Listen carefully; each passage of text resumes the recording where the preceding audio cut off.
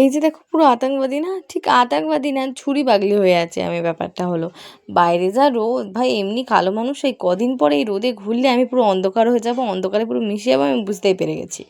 কি আর বলবো, এই জন্য আমার গরমকালটা একদম পছন্দ না। তো যাই হোক, এখন জামা কাপড় ধুতে চলে এলাম একটু টুকুস টুকুস করে।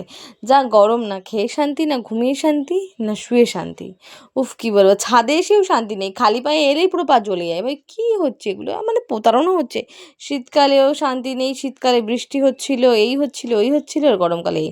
আর এখন দেখলাম আমাদের বাড়ির পাশে যে উলুবনগুলো ছিল, ঝড়ে সব শুয়ে পড়েছে। এই একটা ঝড় এসে ফায়দা হয়েছে সেটাই। আর ভগবান যে আমার এত বড় কপাল বানিয়েছে, এটা আসলে কপাল বানিয়ে নিয়ে আসলে ফুটবল খেলার মাঠ বানাতে গিয়েছিল, ভুল করে আমার কপাল হয়ে গেছে, এই আর কি ব্যাপার। তো যাই হোক, বিকেল হয়ে গেছে, এখন গাছে জল দিতে চলে এলাম। অবশ্যই তোমরা যদি গাছকে ভালো রাখতে চাও তাহলে একদিন জল দাও, একদিন জল দেবে না। এই কথাটা যদি না শুনে, যদি দেখবে বেশি প্রতিদিন জল দেবে তো গাছ তাড়াতাড়ি মারা যাবে। আমি একদিন গাছে জল দিই, একদিন দিই না। এবার যদি খুব রোদ হয়, মাটি যদি একেবারে শুকনো ফেটে যায়, তখন অবশ্যই 2 দিন করে জল দিতে হবে।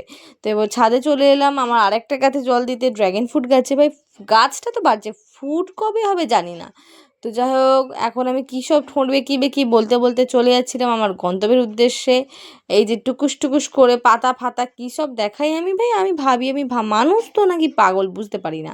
এখন মায়ের আইব্রো করতে দিয়েছিলাম, মা ভাই ভাই সাহসী মহিলা আমার কাছে দিয়েছে আইব্রো করতে, মানে দেয়নি, আমি জোর জবরদস্তি করে দিয়েছিলাম। মা হয় ভাই, এক্সপেরিমেন্ট তো হতেই रहता है।